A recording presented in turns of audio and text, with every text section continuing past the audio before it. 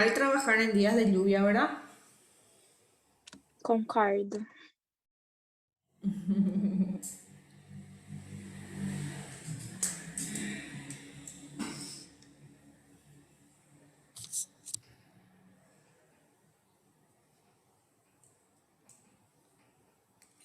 Bueno, le tengo que pasar un poco algunos PowerPoints que me están dando error. No me deja alzar la plataforma. Al terminar la clase le voy a enviar a las delegadas para que les pase porque no me deja alzar. No sé qué pasa.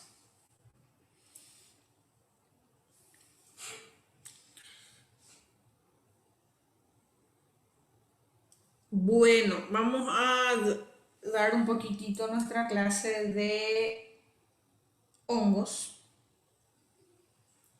que es cortitísimo. Ustedes en la plataforma tienen el video de generalidades y de hongos subcutáneos.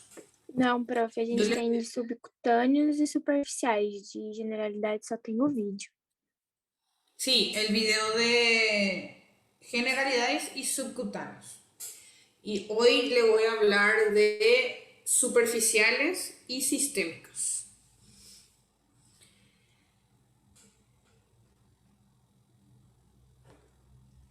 Bueno, como yo les había Profe, buen explicado día. luego, Antes de ¿sí? empezar, profe, los compañeros a mí me preguntaron ayer de cuándo se va a recuperar la clase. Ayer.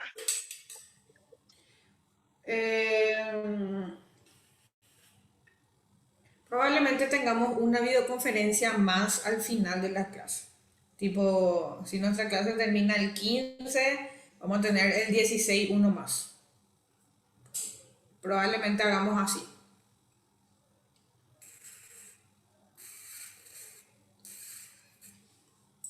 Por la clase de ayer, ¿verdad? Por eso te preguntaron.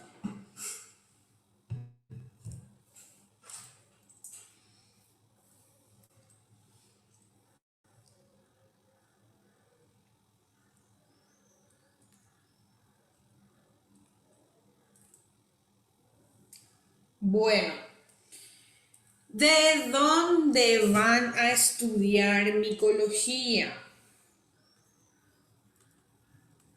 Micología van a estudiar del libro de Canese. ¿Sí? Eh, Porque si entran en otro libro, se van a desesperar con los nombres. Vamos a ver acá. Les voy a decir los capítulos.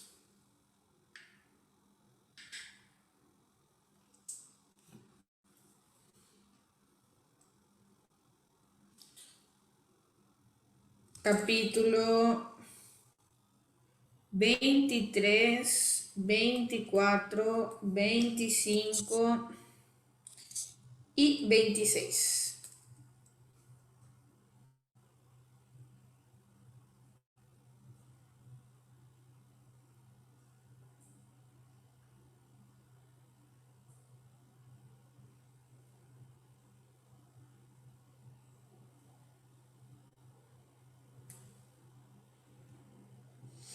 Entonces ya tienen, pueden mirar otros libros sin ningún problema, pero tanto parasitología como micología son disciplinas que se engloban geográficamente. Entonces nosotros acá en Latinoamérica tenemos problemas con un grupo determinado de hongos, que es bastante frecuente, ¿verdad? Sin embargo, en otros países no son los mismos hongos. Entonces, cuando ustedes vean el libro de Jowett o de Murray, ustedes van a ver nombres rarísimos, un montón de nombres y todo más, y se van a confundir todo. Entonces, micología lo vamos a estudiar por Canese en estos capítulos. Parasitología, yo les voy a dar un libro específico de parasitología, se llama Parasitología de Actias, y de ese vamos a estudiar, ¿verdad? Porque quiero hacer, como siempre les digo, un contenido más direccionado, ¿está? Todos tienen para el libro de Canese. Por las dudas, si no tienen, me piden y les paso sin problema.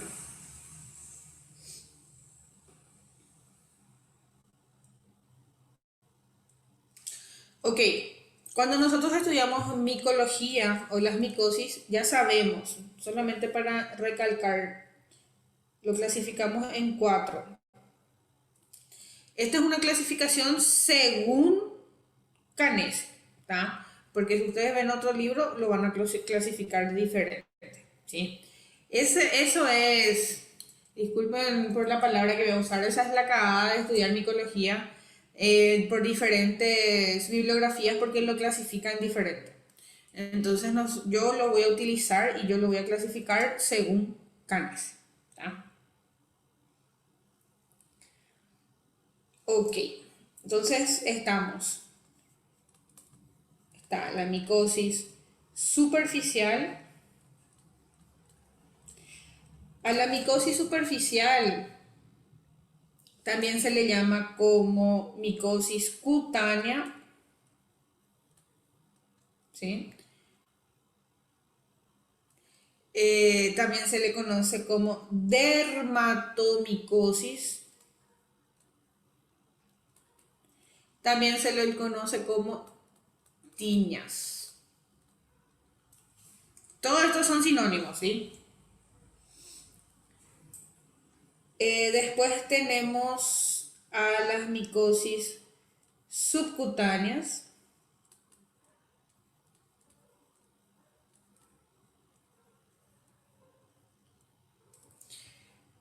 Después le tenemos a las micosis sistémicas.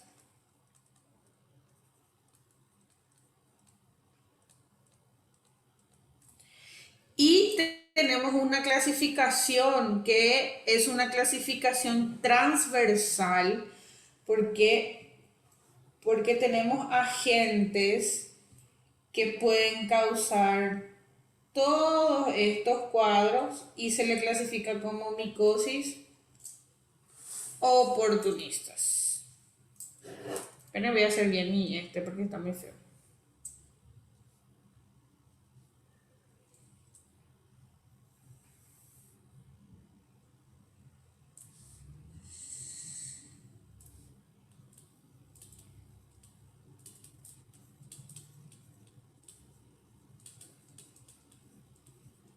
¿Sí? El libro de Canese, por ejemplo, clasifica a la micosis oportunista como un capítulo en sí, ¿verdad? El capítulo 26 es del capítulo de micosis oportunistas. Solamente que nosotros vamos a estudiar a 3 agentes causales de micosis oportunistas. Vamos a estudiarle a la cándida, vamos a estudiarle al mucor. Yo no solía hablar de mucor, pero ahora con el tema de COVID vamos a hablar de mucormicosis, hongo negro, es un oportunista, ¿sí? Vamos a hablar también de Aspergillus,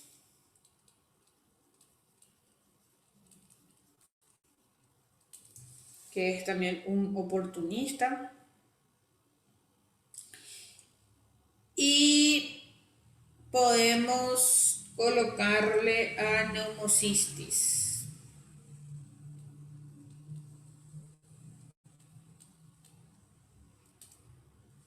como oportunistas.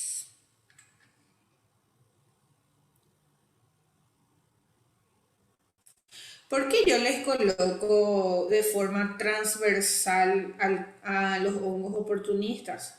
Porque, por ejemplo, cándida, por ejemplo, puede causar micosis cutáneas, como también puede causar micosis sistémicas. ¿Sí? Lo mismo, mucor puede causar micosis cutáneas, como puede causar subcutáneas, como puede causar también sistémicas. O sea, es un oportunista. ¿Sí? Entonces, cuando nosotros estudiemos a los oportunistas, vamos a ver que van a causar patologías, diversos tipos de patologías. ¿Sí? Okidoki. Vamos a comenzar entonces con lo prometido para hoy, micosis superficiales. ¿Ya? Yo no les voy a hablar puntualmente así del capítulo de micosis oportunistas, porque yo les voy a ir hablando dentro de justamente las otras clasificaciones, ¿sí? Ustedes van a estudiar como capítulo porque el CANE se lo clasifica así, pero yo ya les voy a ir introduciendo a los oportunistas dentro de cada capítulo. ¿Me explico? ¿Entienden, pa?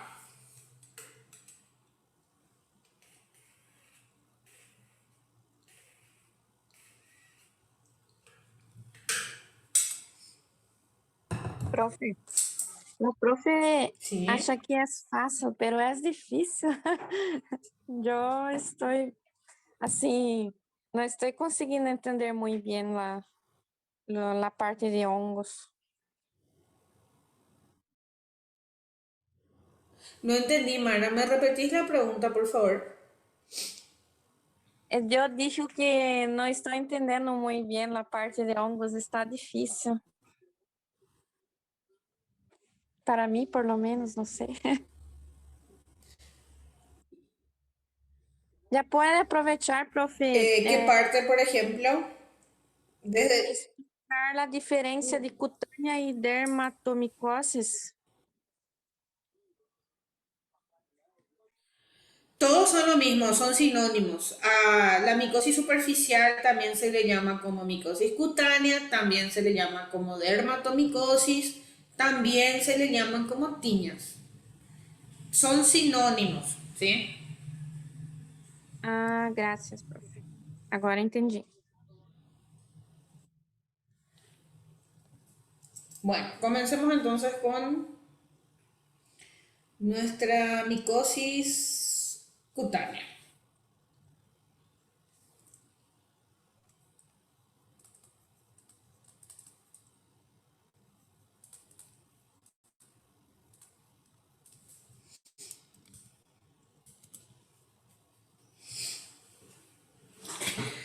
Bueno, como yo les había dicho, a las micosis cutáneas también se le llama como dermatomicosis, ¿verdad? ¿Por qué? Porque los agentes causales de micosis cutáneas se llaman dermatofitos, ¿sí? ¿Y quiénes son los dermatofitos? Tenemos al género trichofito, tenemos al género Microsporum, tenemos al género Epidermophytum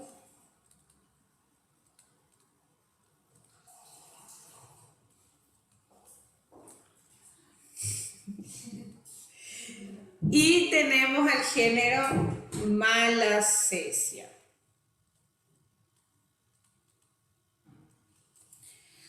Todos ellos son considerados dermatofitos.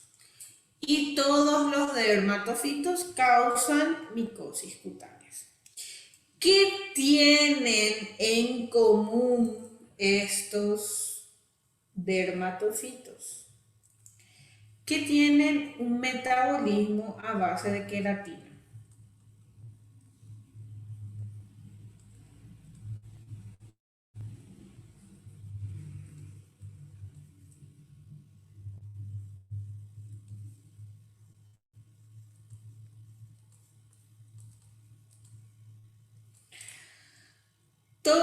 ellos van a metabolizar tejidos queratinizados. ¿Dónde hay queratina? En las uñas, en el pelo, en la piel, ¿sí? Entonces, otra cosa que tienen en común estos 4 agentes es que van a causar micosis en piel, uña y pelo. ¿Sí? Entonces, cuando nosotros tenemos micosis en piel, uña o pelo, vamos a tener la otra nomenclatura. ¿Se acuerdan que yo les dije que que a las micosis cutáneas también se le llaman tiñas? ¿Sí? Entonces nosotros tenemos, por ejemplo, tenemos tiña capitis, que es la micosis del pelo, de la cabeza, del cuero cabelludo, ¿sí? Tenemos, por ejemplo, tiña unguium,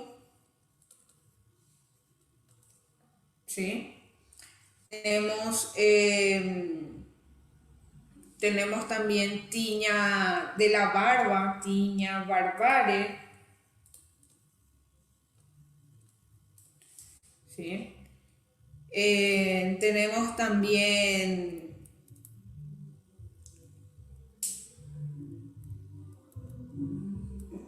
esos son los más comunes. Tiña pedis.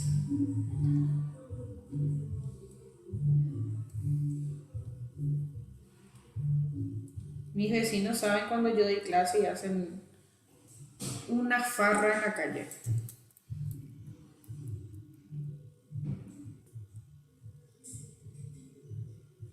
Tenemos también otra tiña que se llama tiña corpórea, que es de piel en general.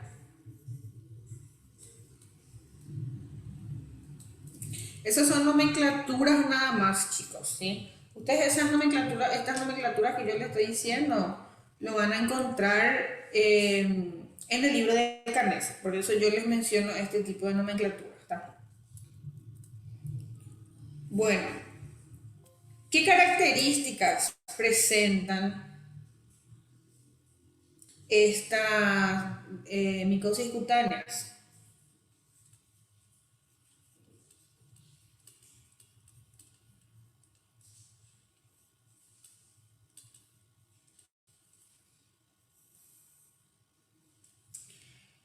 Las características principales es que solamente van a metabolizar tejidos queratinizados. ¿Qué quiere decir eso? De manera superficial, ¿sí? El metabolismo se da de manera superficial.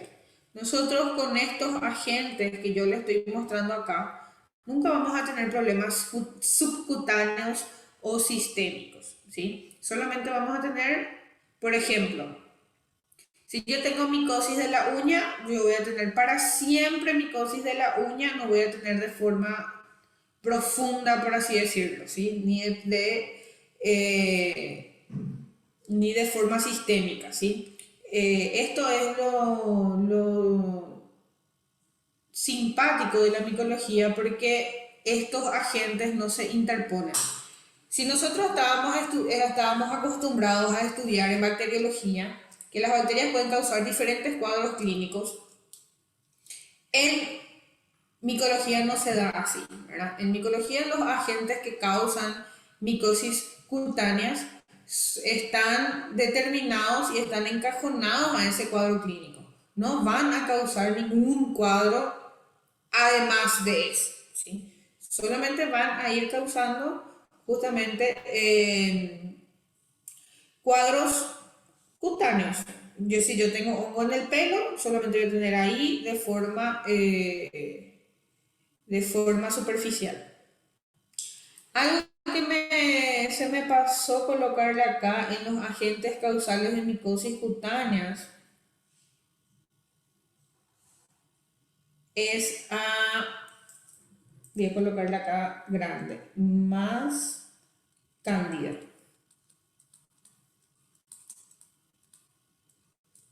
Cándida es oportunista. Entonces, cándida también puede causar micosis cutánea, pero de forma oportunista, ¿sí?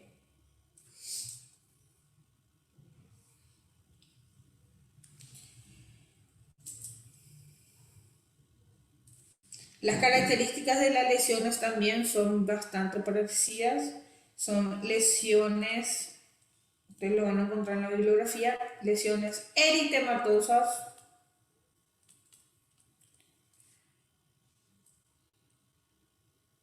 con bordes activos. Tienen otra característica que causa mucho, son lesiones pruriginosas.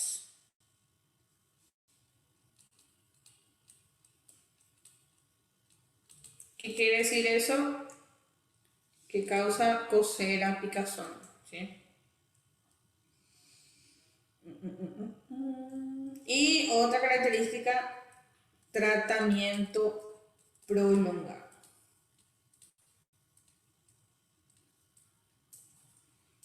¿Sí?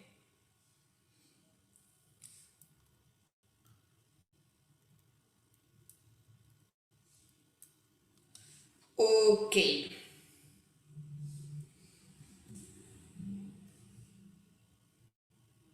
¿Qué más le puedo hablar? Que esto es todo lo que vemos en común. Obviamente le voy a ir mostrando algunas imágenes, cómo ir identificando, pero ¿qué tienen en común estos? El diagnóstico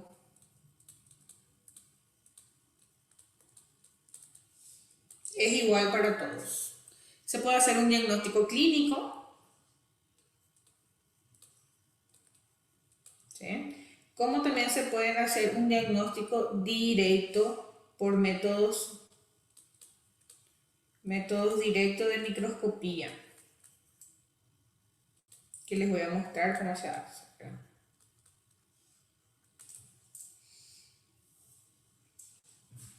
Entonces, se hace el examen directo, se lleva al microscopio, se observan las estructuras micóticas, ¿verdad? ¿Se acuerdan de lo que yo le había hablado en el laboratorio de la estructura de los hongos que tenían hifas, que tenían hifas cenocíticas, tabicadas? Todos estos hongos que nosotros vemos acá tienen justamente la misma morfología, todos son hongos filamentosos.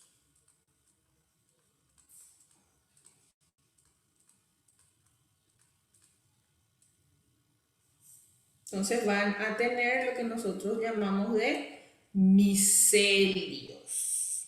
¿Tá? Bueno, ¿alguna pregunta hasta acá? Le llené las pizarras hoy.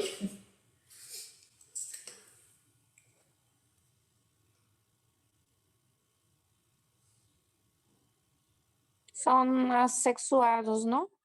¿Sí? Sí, Asexuados. sí, así mismo.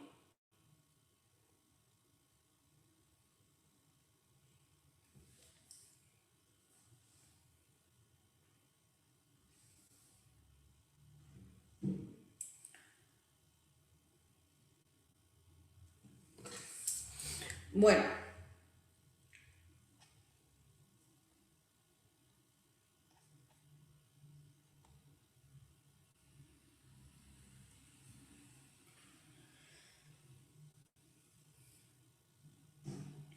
entonces lo que yo les venía diciendo sobre las micosis superficiales, dimos un panorama general de los agentes, de cómo se nombran, ¿verdad?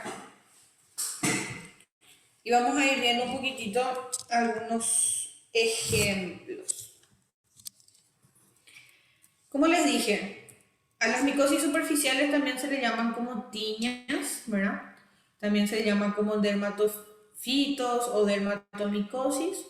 También lo hablamos en la nomenclatura de la tinea capitis, corporis, pedis, manum, curis, unguium, dependiendo del lugar donde están causando la micosis. Ya sea en el pie, en la mano, en la zona inguinal, que es bastante común también, en la cabeza, en el cuero cabelludo. De ahí derivan estos nombres, esta nomenclatura.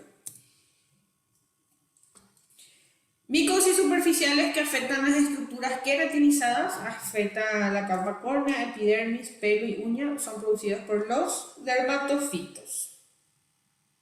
En ocasiones pueden llegar a la dermis y provocar una reacción granulomatosa conocida como granuloma.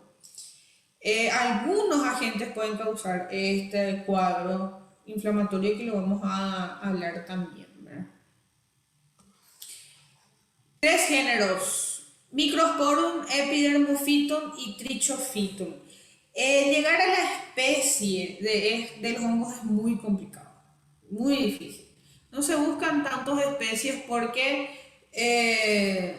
el tratamiento es igual para todo. Entonces, llegar a las especies de estos hongos solamente tiene relevancia científica de investigación. Para la clínica no tienen tanta relevancia.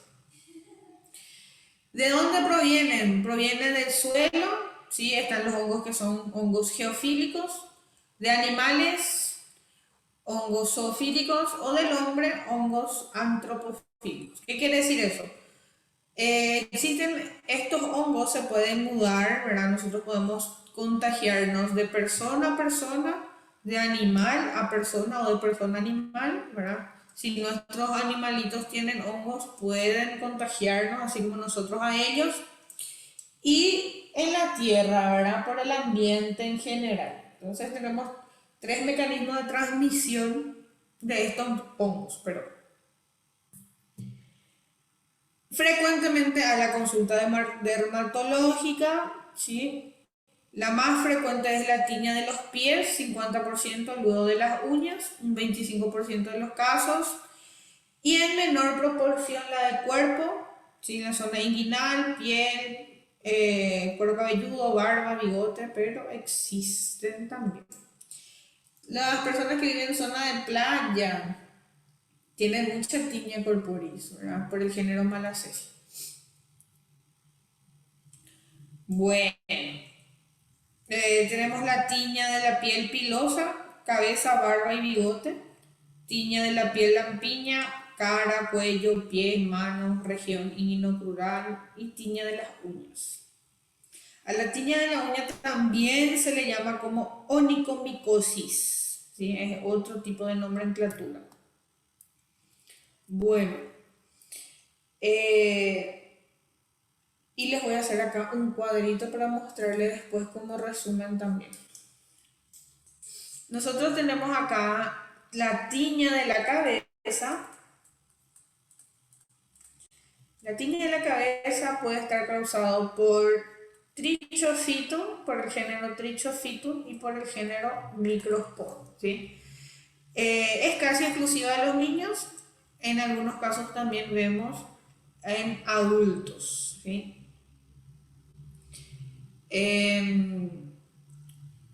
Puede caracterizarse por una o varias zonas circulares u ovales de pseudoalopecia, si causa un cuadro clínico parecido a la alopecia, que es la pérdida de cabello, ¿verdad? La alopecia puede estar causada por hongos como también por otros factores. Tenemos 2 formas clínicas de la tiña de la cabeza. Puede ser la tiña seca o la inflamatoria, que vamos a ir viendo también las diferencias. A la tiña seca que nosotros vemos acá, ¿sí? Puede estar causado justamente por estos cuadros. Esto puede también evolucionar a un proceso inflamatorio. Como vemos acá, a este proceso inflamatorio se le llama como querión de Celso. Es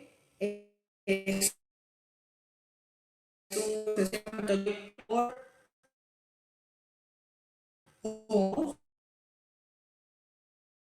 superficiales es permanente. O sea, lo que les quiero decir es que los pacientes que cursan con este cuadro ya no recuperan la zona del cuero cabelludo, ya no crece pelo en esa zona. Sin embargo, cuando tenemos una tiña acá, sí se puede ver a tener crecimiento capilar en esta zona.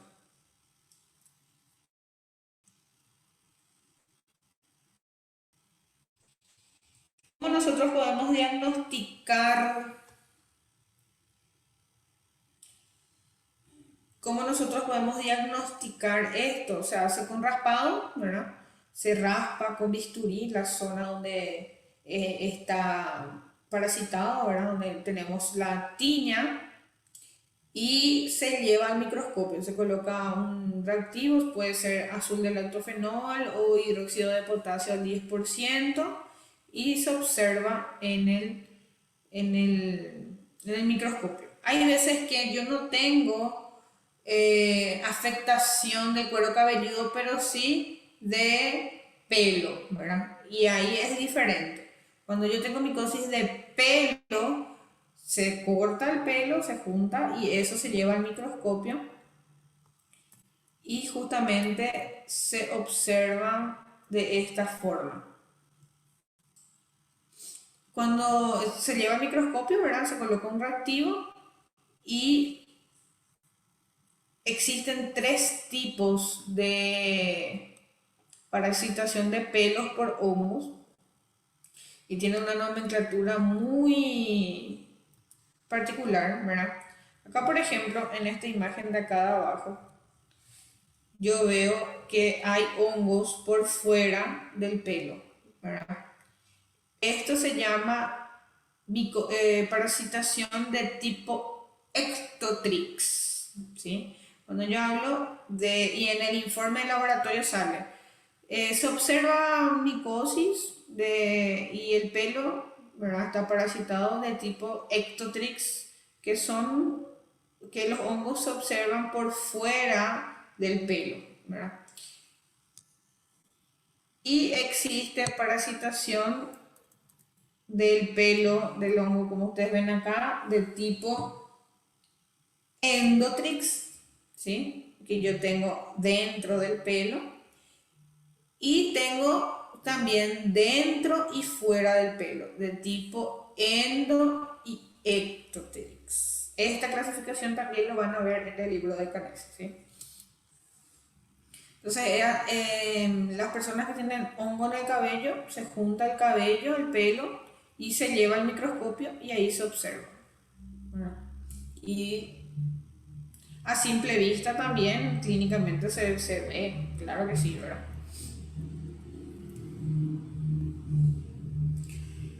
La tiña en la cabeza puede estar clasificada justamente de 2 formas. Tenemos la tiña microspórica, que son justamente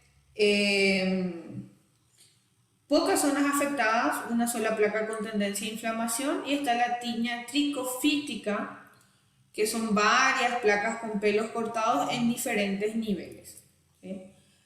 La tiña tricofítica son, por ejemplo, zonas aisladas en la cabeza donde hay corte, ¿verdad? O pérdida de pelo de varias zonas.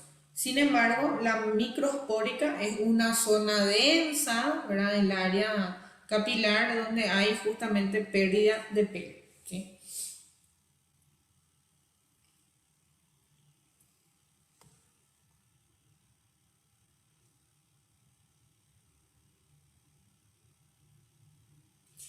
En realidad, en los salones de belleza se tiene que autoclavar. La esterilización tiene que ser a vapor, los instrumentales de metal principalmente.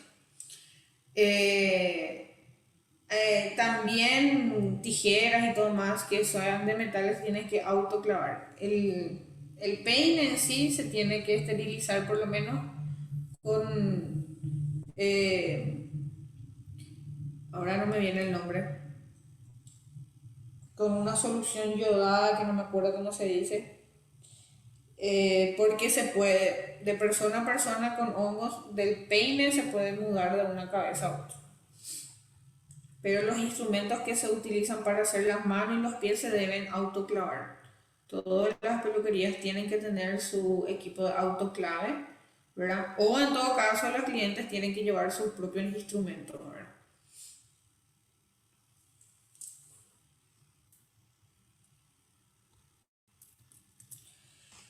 Tenemos la tiña de la cabeza inflamatoria, como yo les dije, que se llama querión descenso, ¿verdad?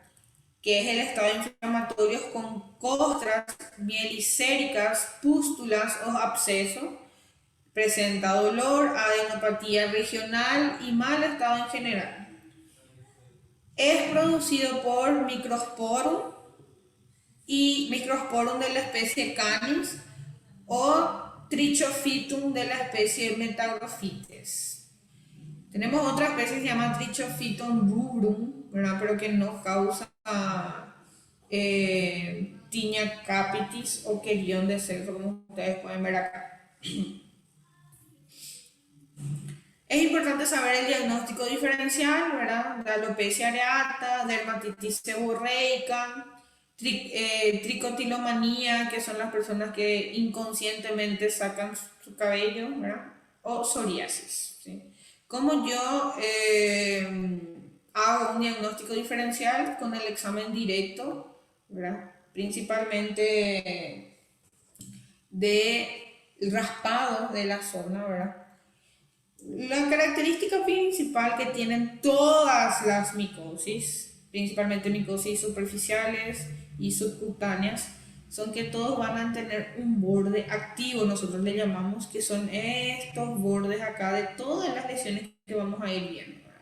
La psoriasis, por ejemplo, tiene unos bordes planos, no se ven justamente estos bordes que son más gruesitos, nosotros le llamamos bordes activos de la lesión.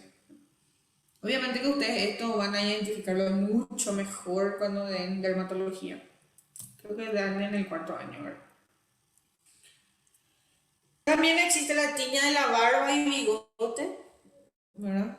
Que se da justamente en varones adultos. Puede estar causado por Microsporum y Trichophytum también. Predomina la forma inflamatoria.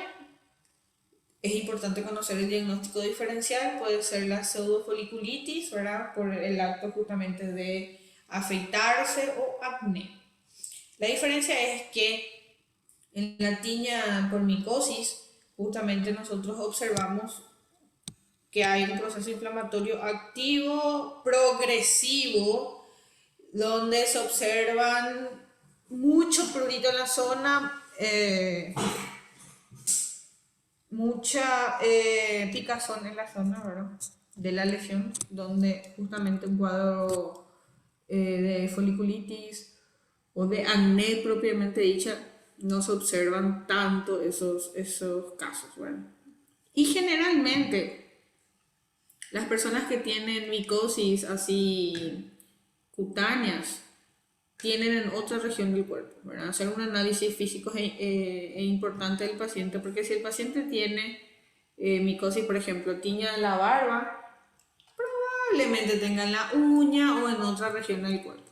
Hay que preguntar siempre porque eso es está muy relacionado. Tenemos tiña de la cara o micosis de la cara, acá en Paraguay se le llama como uñe, ¿verdad? A los hongos que dan en la cara, ¿verdad? Lo más frecuente en niños se observan como placas circulares u ovales con pápulas o vesículas en la periferia, borde activo, como yo les estaba diciendo, fina descamación y eritema, prurito importante. Diagnóstico diferencial, pitiriasis rosada impétigo. Acá, por ejemplo, lo que yo le estaba, voy a poner un poco acá mi puntero.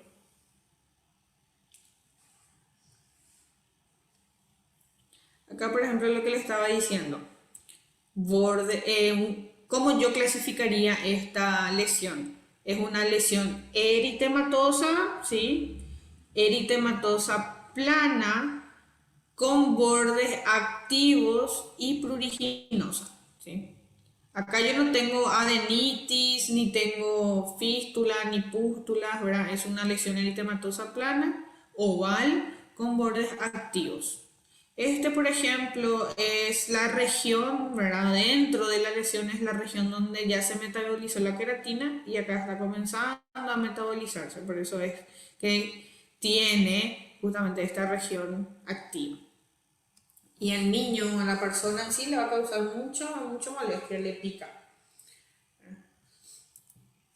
Y acá también lo mismo, ¿verdad?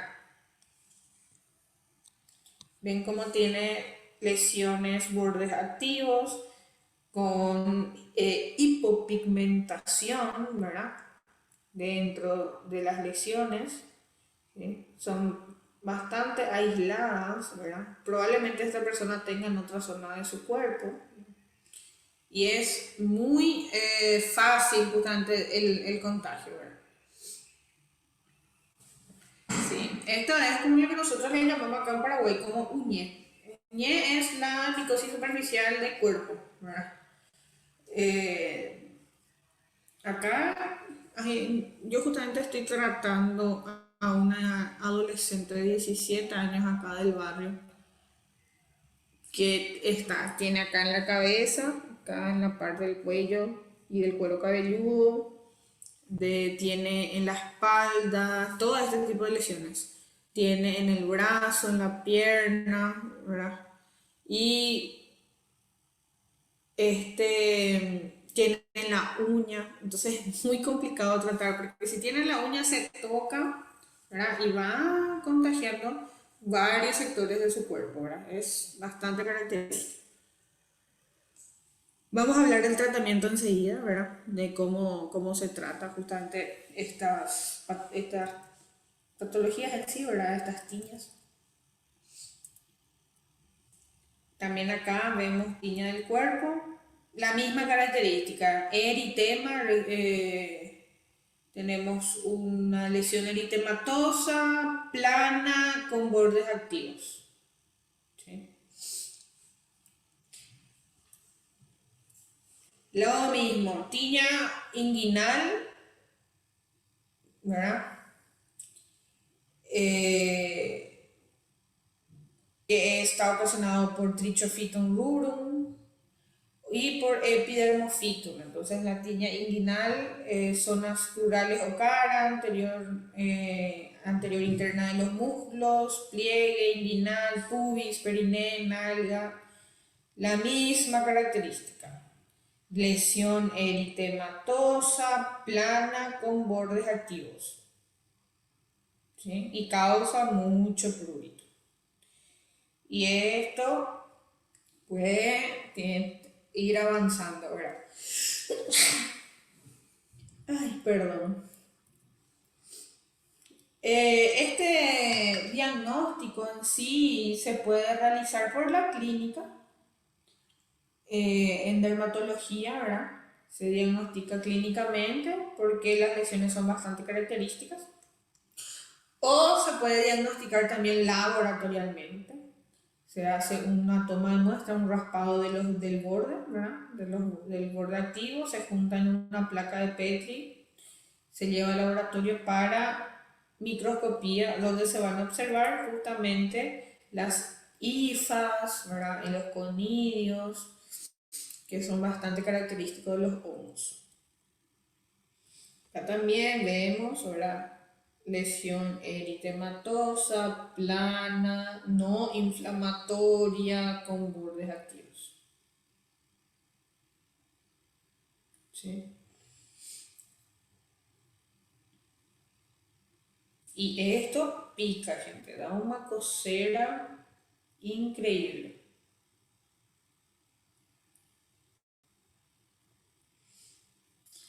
Tiña de las manos afecta palmas, eminencia tenar e hipotenar, finas vesículas, se presentan con finas vesículas, eritema, descamación y prurito.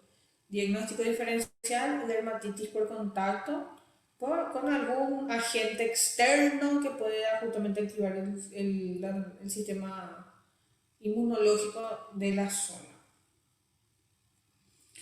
ven cómo todos tienen la misma característica. Ven, este es una lesión bastante avanzada.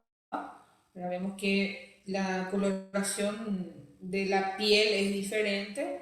Acá tenemos el borde activo, lesión eritematosa plana no inflamatoria. ¿Sí? Lo mismo acá también. Esto es muy común en el pie, entre los dedos, ¿verdad? Interdigitales, hongos. Hay que hacer un diagnóstico diferencial, ¿verdad? De psoriasis por estrés también, que presenta lesiones bastante parecidas. Y la clínica es muy parecida también. Lo interesante de los hongos, una de las tantas cosas interesantes, es que ellos no sobreviven a pH ácido. ¿Sí? Entonces, se suelen impartir tratamientos con medicamentos que tengan pH ácido o ya escucharon hablar probablemente de que se puede tratar con vinagre, bicarbonato de sodio y todo más. Es porque los hongos en sí no sobreviven a pH ácido, ¿no? Entonces, es un tratamiento que se utiliza, ¿verdad? De forma casera, entonces se puede utilizar también, ¿verdad? Y funciona, solo que hay que ser persistente.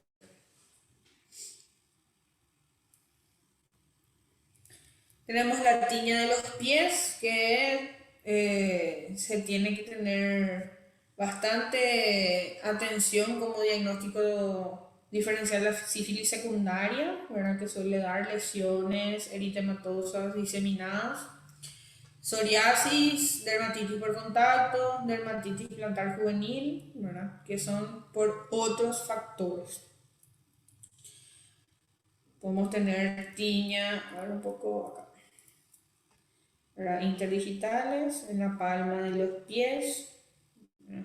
Que son lesiones, justamente acá tenemos uno, tenemos otro, ¿verdad? Y acá también, entre los dedos. El paciente que tiene así hongos entre los dedos y en la palma de los pies también puede presentar justamente en la uña.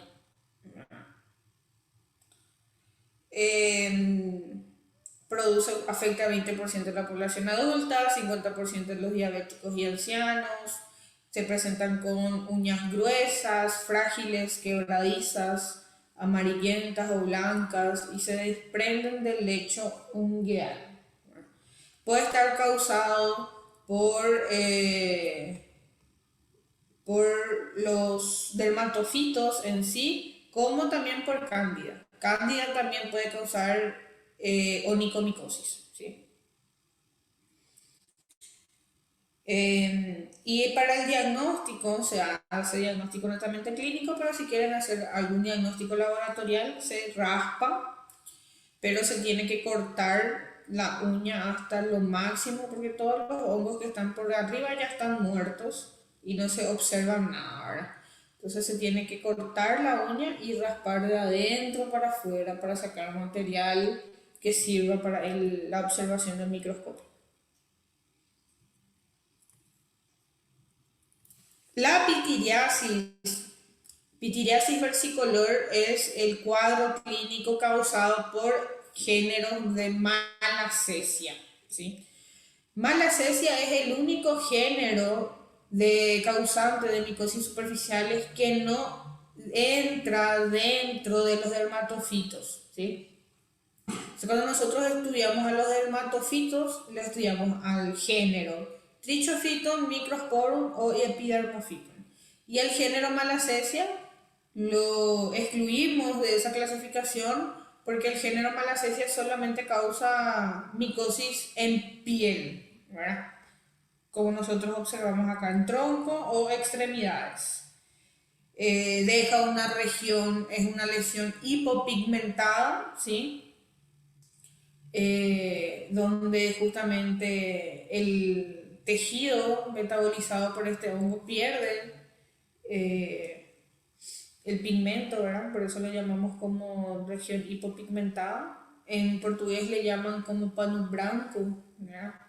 Es un hongo geofílico, se encuentra principalmente en la arena, ¿sí? Proveniente también de animales. Y esto se puede hacer un diagnóstico justamente clínico, o también se puede hacer un diagnóstico laboratorial. Acá también vemos una región hipopigmentada en cara, ¿verdad? Sí, por malacesia, acá también. Varias regiones hipopigmentadas.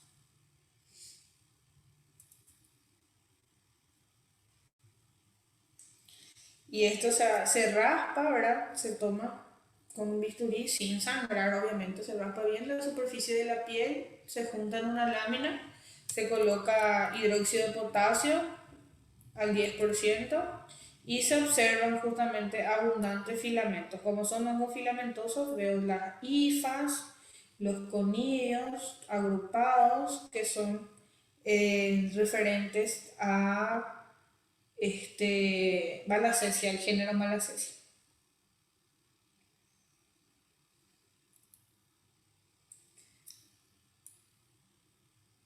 Vemos también, como les había dicho, la candidiasis es un oportunista, ¿sí? Micosis oportunista, determinado por la presencia de los tejidos y órganos de alguna especie de cándida, usualmente, normalmente, por Candida albicans, pero no es la única especie de cándida. Tenemos más de 11 especies de cándida, pero lo más común es albicans. Puede causar justamente micosis superficial en piel, ¿verdad? Puede afectar pliegues como axilas, ingle, pliegues submamarios, favorece justamente la humedad y el calor, ¿verdad? El crecimiento de esto. Causa bastante prurito, irritación también. Podemos tener candidiasis interdigital también. Se caracteriza por presentar placas húmedas con eritemas, ¿no? Pústulas satélites son justamente estos bordes activos, es otra nomenclatura para ese cuadro. Hiperpigmentación, ¿verdad? Una pigmentación inflamatoria en esa zona. También se puede dar en mucosa oral, ¿verdad? Presenta justamente descamación que forma una membrana blanca. No es el único que puede causar este cuadro, pero es importante hacer un diagnóstico diferencial. Se raspa la lengua y se observa justamente en el microscopio. En el examen directo, no hace falta cultivo. También podemos tener candidiasis genitales, ¿verdad? Se caracteriza por presentar un exudado blanquecino abundante con intenso prurito. ¿Sí? Pica mucho.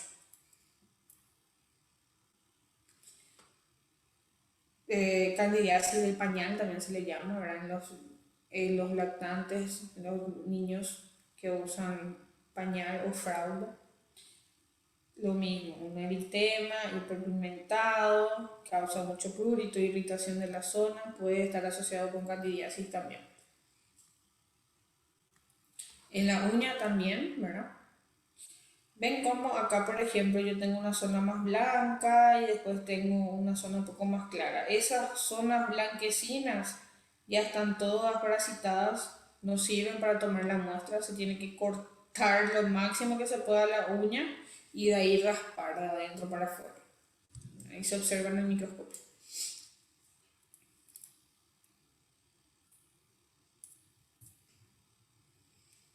Diagnóstico, como les digo, de la candidiasis puede ser clínico o se puede hacer el examen directo con hidróxido de potasio o se hace cultivo en algunos de los casos para diferenciar las especies, pero no es tan utilizado, ¿verdad?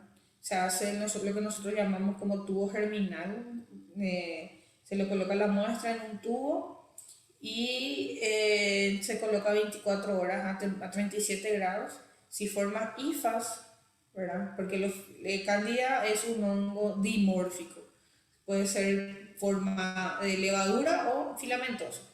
Entonces, en general nosotros colocamos en ese tubo germinativo a 37 grados. Si es que presenta hifas, ¿verdad? Pseudo hifas, como se suele llamar. A ver si tengo acá. Pseudo hifas con conidios, blastoconidios, nosotros confirmamos cándido, ¿verdad? Porque es un hongo dimórfico. Como vemos el diagnóstico de las micosis cutáneas en general, ¿verdad? Vemos que sus cultivos son colonias filamentosas, ¿verdad? Y en el microscopio se observan hifas, como vimos nosotros en el laboratorio, diferentes tipos de hifas.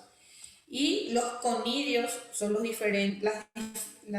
diferencia entre un género y otro, ¿verdad? Conidios de Microsporum, ¿verdad? Conidios, por ejemplo, de Epidermophyton, que algunos vieron en el laboratorio, habían colonias de epidermo, ¿verdad? Micro y macroconidios de Trichophyton con hifas, ¿verdad? Ya que son filamentosos, van a formar un micelio, que son el conjunto de hifas más conidios, ¿verdad? Y la única forma de diferenciar son por la morfología de sus macroconidios. El tratamiento se puede utilizar antimicóticos tópicos u orales, ¿verdad? Que todos funcionan de la misma forma, inhiben la formación de la pared celular del hongo, ¿verdad? Están los azoles, ketoconazol, miconazol. Nosotros acá en Paraguay producimos ketoconazol y miconazol, ¿verdad? Que vienen justamente en forma de cremas, pomadas, shampoo, que son de uso tópico. También tenemos los que son orales, como el itraconazol, el ketoconazol, ¿verdad? Que la administración depende de la edad del paciente y del peso del paciente, ¿verdad? Por ejemplo, el itraconazol, 10 miligramos por kilogramos día en niños y 100 a 200 miligramos por día en adultos por 2 semanas en tiña y por 6 meses a 1 año en onicomicosis. ¿Por qué nunca se cura la tiña, la onicomicosis? Porque el hongo crea justamente esos micelios muy profundos, ¿verdad? Y el tratamiento tópico nada más no le llega hasta la zona totalmente parasitada, entonces es muy difícil de tratar. Por eso el tratamiento es bastante prolongado, se tiene que hacer de forma tópica y oral. En candidiasis vaginal, 100 miligramos cada 12 horas por 3 días se suele utilizar el itraconazol. Profe, Fluconazol, sí. profe, o que era esse de pulso? 400 miligramas pulsos. Si es que yo tengo una parasitación más allá de la onicomicosis, ¿verdad? Ah, gracias. Fluconazol es un antimicótico bastante utilizado, ¿verdad? Para el tratamiento, 150 miligramos por semana en adultos, ¿verdad? No se toman todos los días, ¿verdad? Una vez por semana, 150, o si no, a veces se le da 75 o 2 veces a la semana. Es lo que más justamente se utiliza para micosis cutáneas. ¿Tá? Vamos a ver que en las micosis sistémicas el tratamiento es diferente. Se usan los mismos agentes, también se usa fluconazol, también se usa itraconazol, pero tenemos otros como anfotericina B que no se usa en superficiales, pero que sí se puede utilizar en sistémicas. No sé si tienen alguna pregunta con relación a las micosis cutáneas.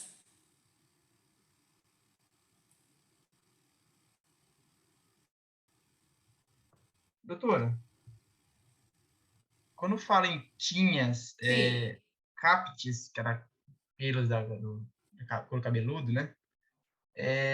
diz que pode levar à queda, né, deles, mesmo que sejam superficiais, a cutâneas, elas vão, eu quero entender se, assim, se ela pode afetar no sentido de crescimento do cabelo depois que você perdeu, ela regenera ou não?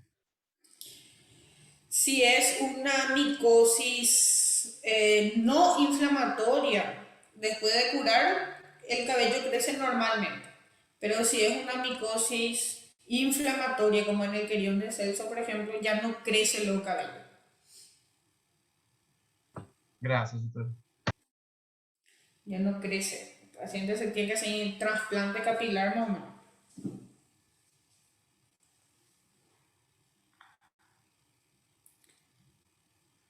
Ok.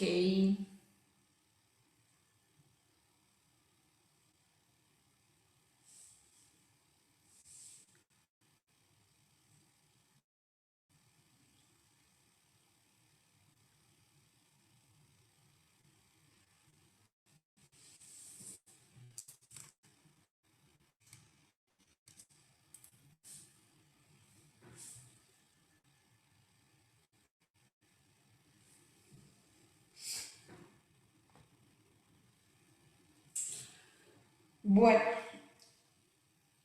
en las micosis sistémicas,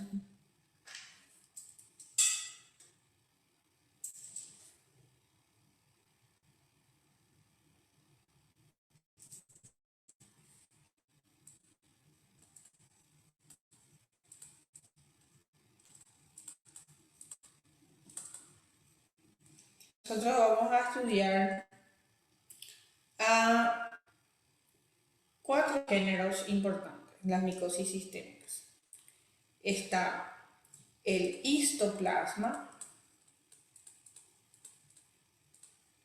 de la especie Capsulatum.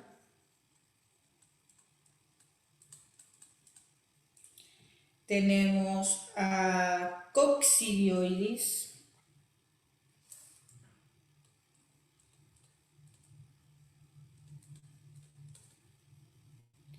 de la especie Ignitis. Tenemos al Blastomyces dermatitis.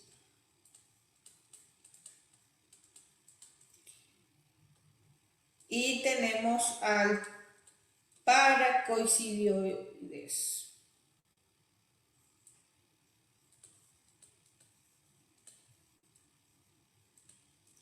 De la especie más común que nosotros tenemos, hay muchos, pero es brasiliensis. ¿Sí? Esos son los sistémicos, pero también como tenemos en las dos opuestas. Y dentro de los oportunistas que pueden causar micosis sistémicas, tenemos a la Candia, tenemos a Mucor, espérame a escribir bien.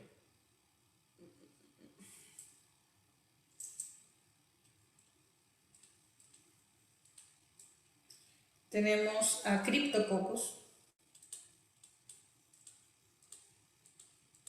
Y como les dije, el Pneumocystis.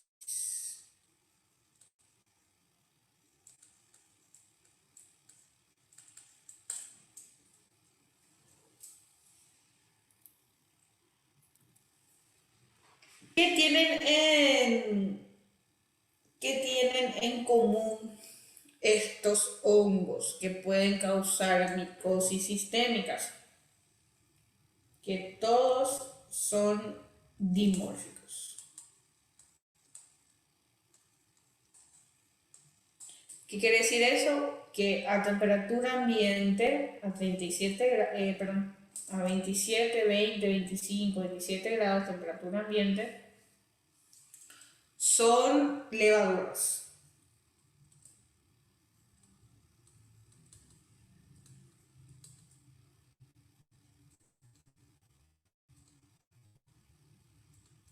y a temperatura corporal, a temperatura de 37 grados, se comportan como filamentosos.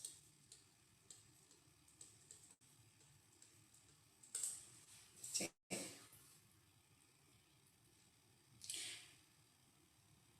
Ok. La mayoría de estos hongos también se transmiten por inhalación, ¿sí? Entonces vamos a ver un poquitito cómo se da en el caso del histoplasma.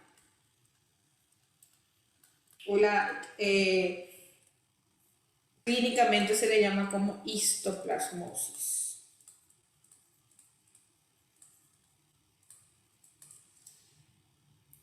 Justamente, histoplasmosis está causado por el Histoplasma capsulatum, que es un hongo de distribución mundial, que está aislado preferentemente en suelo enriquecido con heces de aves. Se encuentra comúnmente en heces de aves, ¿sí? Y de murciélago.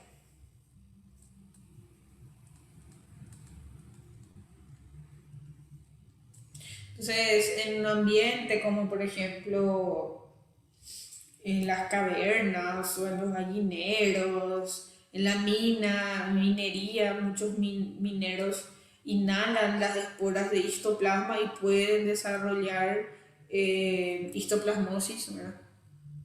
Entonces, ingresa por inhalación, ¿sí? Y puede presentar cuadros clínicos de forma sistémica. Existe un porcentaje muy alto, ¿verdad? Más del 90% de los casos de histoplasmosis son subclínicas, ¿qué quiere decir eso? Cursan con cuadros asintomáticos.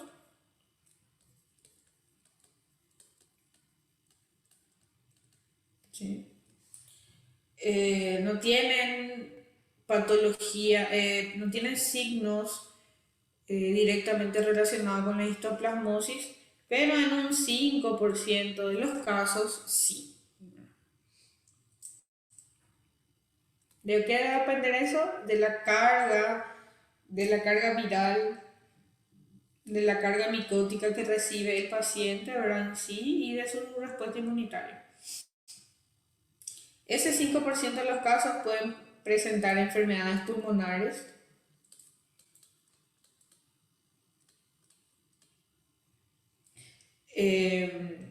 que esa enfermedad pulmonar puede ser progresiva, puede llegar a ser crónica, ¿verdad? También presentan enfermedades cutáneas, que les voy a mostrar cómo se presenta esa lesión, la característica que tienen esas lesiones. Y pueden presentar una enfermedad sistémica fulminante, ¿verdad? Fallo multiorgánico, pero es muy raro, ¿verdad?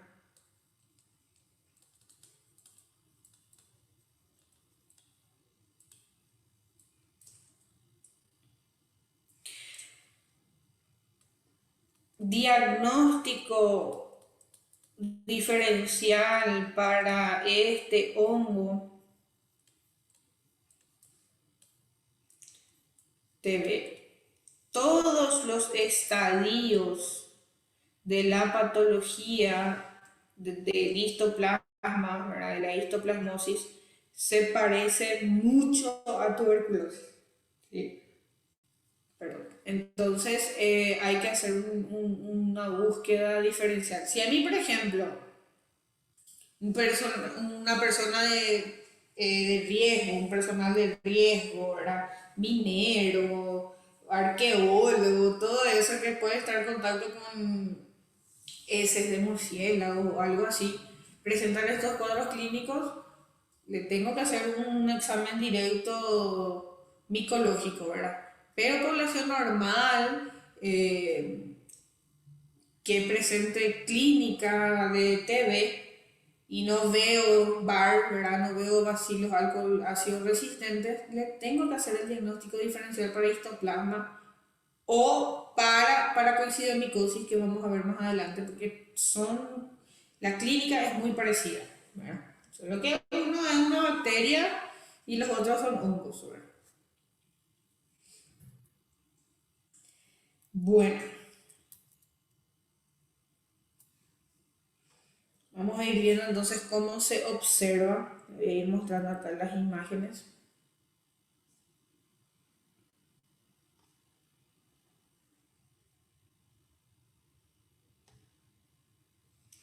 Este es...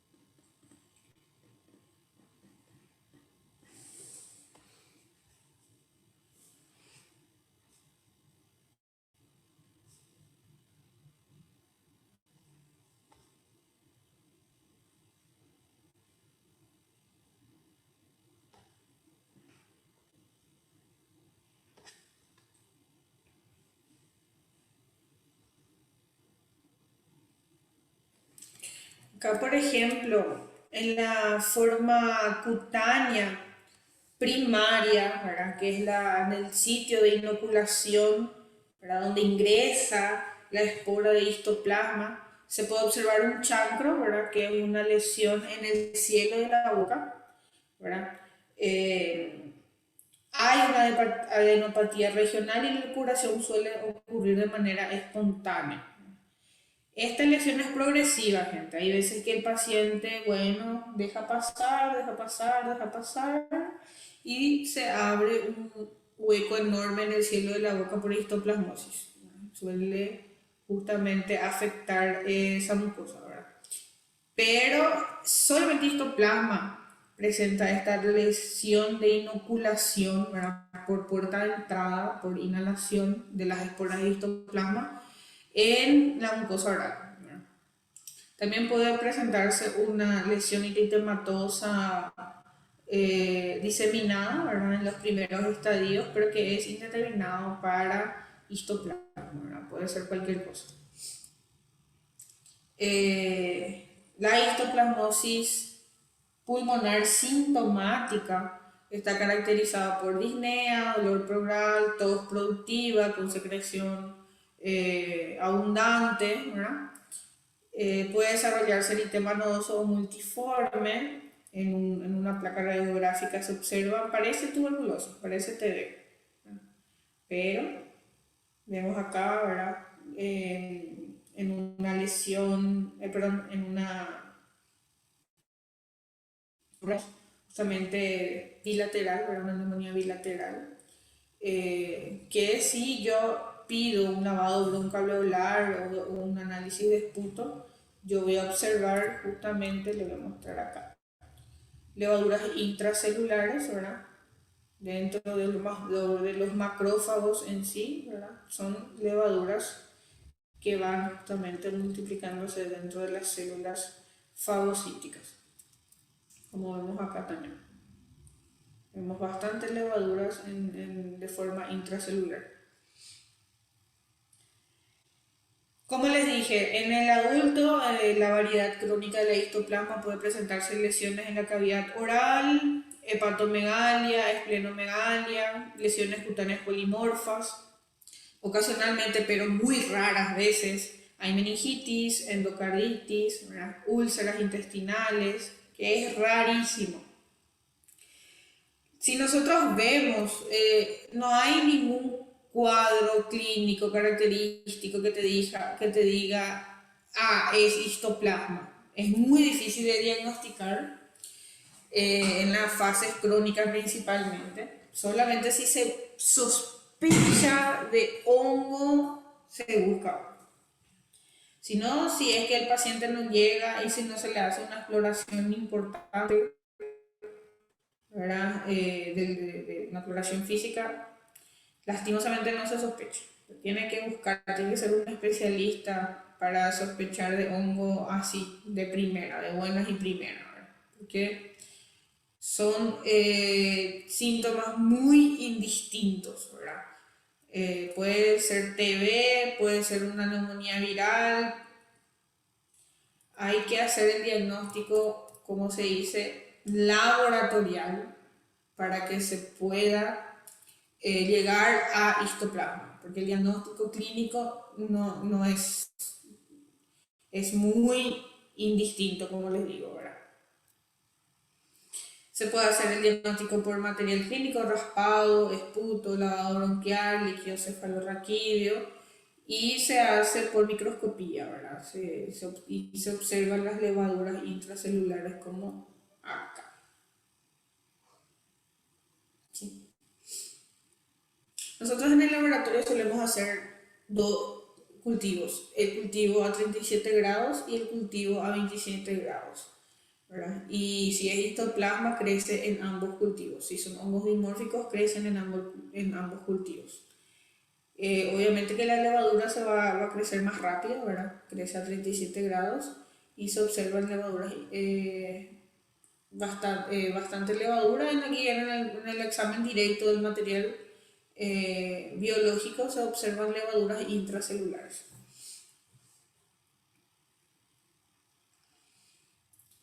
Esto es en el cultivo, ¿verdad? A temperatura ambiente se ven pseudohifas, ¿verdad? Con conidios abundantes. ¿Sí? Entonces esto es a temperatura ambiente y esto es a 37 grados.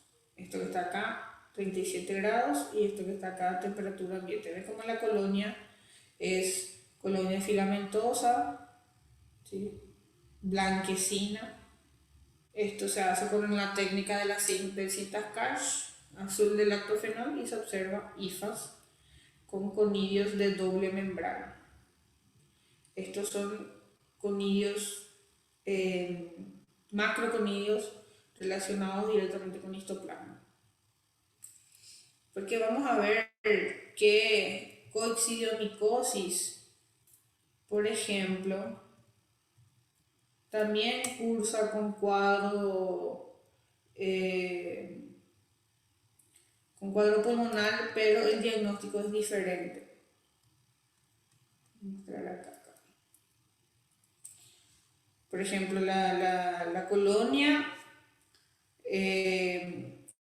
es una colonia un poco más aislada, ¿verdad? Y en el microscopio se observan hifas cenocíticas con un conidio esferular con macroconidios dentro. No sé si tengo otra imagen acá. Así se observan. Y los hongos, la verdad, como yo siempre le venía diciendo, se observan, o sea, el diagnóstico se hace por observación de los conidios y son muy diferentes uno de otro, ¿verdad? Está el otro, blastoconidios, por ejemplo, también causan enfermedades respiratorias por inhalación, ¿verdad? La clínica para todos estos hongos sistémicos son lo mismo. Lo único que va a diferir acá son justamente el diagnóstico, ¿verdad? Diferencial por microscopía, donde se observan las hifas, y los blastoconidios en gemación se le llama cuando están dividiéndose de esta forma. Y el tejido, ¿verdad? En cortes histológicos también se pueden observar levaduras intracelulares. Las colonias también son diferentes, ¿verdad? Las colonias en los medios de cultivo son diferentes para cada tipo de hongo. ¿Verdad? Acá tengo una colonia rugosa, amarillo a café, tiene una coloración diferencial, ¿verdad? Y en el microscopio se observan justamente las hifas cenocíticas con los microconillos.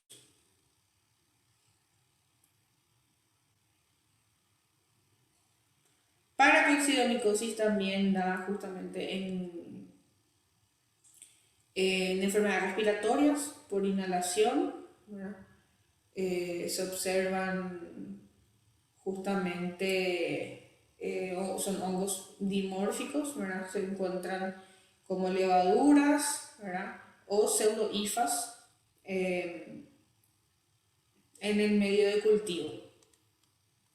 Puede causar forma tegumentaria, que es respiratoria, o cutánea, ganglionar, visceral, tenemos hepatosplenomegalia, tenemos un montón de cuadros clínicos sistémicos por este hongo, ¿verdad? Acá, por ejemplo, a ver si tengo acá, tengo una otra presentación.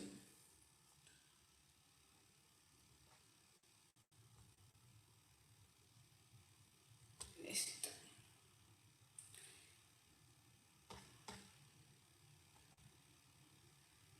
Acá. Paracoxidomicosis, como yo les había dicho, ay, que salí sin querer, tiene la forma tegumentaria o cutánea, ¿verdad? Que son las lesiones que se presentan en la mucosa oral, pero externa, a diferencia de el histoplasma, ¿verdad? Acá se presentan justamente lesiones externas, ¿verdad? De la mucosa oral, en la parte de los labios superior e inferior, y también en la mucosa interna, pero no llega al cielo de la boca, que son, parece herpes, pero no es un virus y otro es un hongo. Entonces esto tiene lesiones progresivas, comienzan, ¿verdad? Una lesión que va avanzando de forma progresiva en la mucosa oral, y yo hago un raspado de eso, llevo un microscopio y voy a observar hifas, ¿verdad?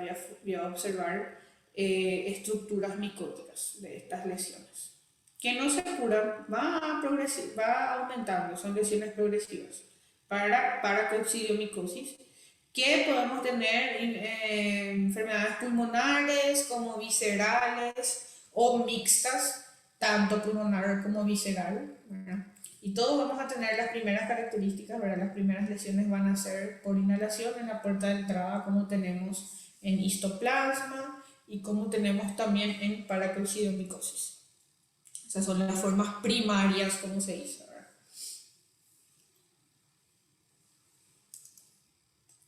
A ver si tengo más imágenes por acá. Estas son las formas linfáticas, también se presentan como nódulos linfáticos en paracoxidomicosis, pero estos nódulos, por ejemplo, desaparecen solos, ¿verdad? Son indoloras, ¿verdad? Son de... aparecen de forma o sea, aparecen de forma inesperada, ¿verdad? No tenemos ningún síntoma previo, ningún signo ni síntoma previo, ¿verdad? Se suele confundir con lipomas, pero son inflamaciones de los ganglios por presencia de paracoxidomicosis. O sea, es indistinto, no se sospecha puntualmente de paracoxidomicosis con estas lesiones, ¿verdad? Con estas inflamaciones, pero causa, existe.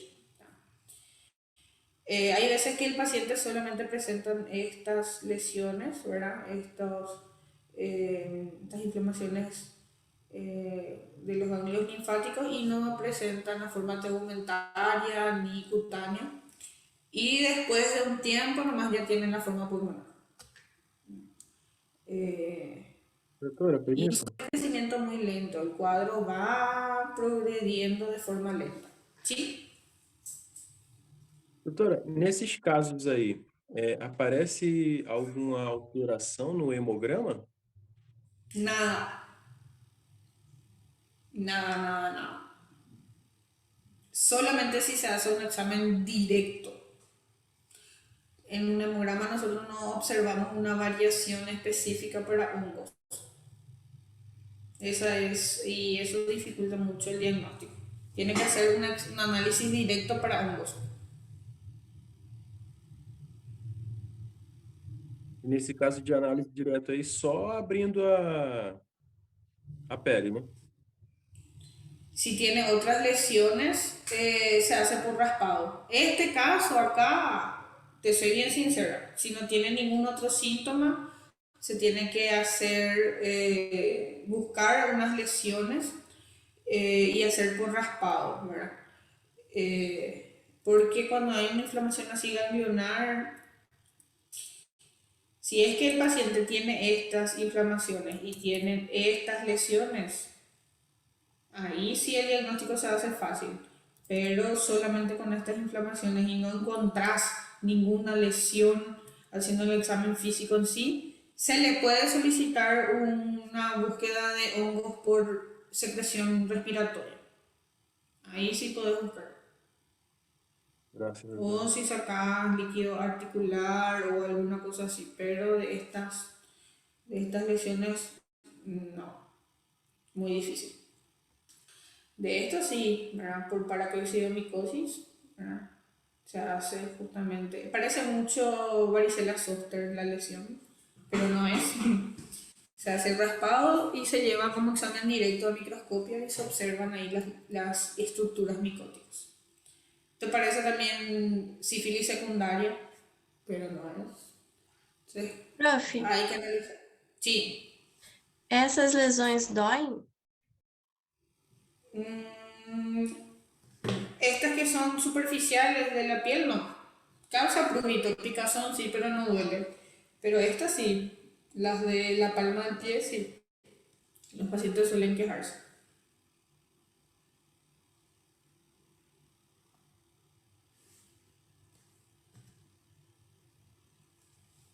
A ver si tengo más alguna imagen importante.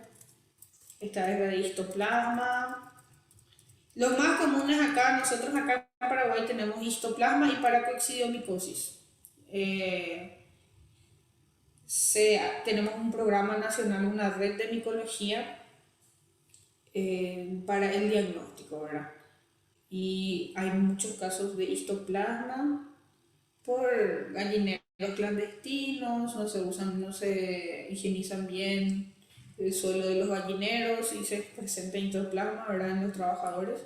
Y para coccidiomicosis, también por el ambiente, por el reservorio, se comen alimentos de carne silvestre, ¿verdad? Armadillos, nosotros llamamos como tatú, que es reservorio de estos hongos, y suelen transmitir justamente estos paracoxidomicosis principalmente.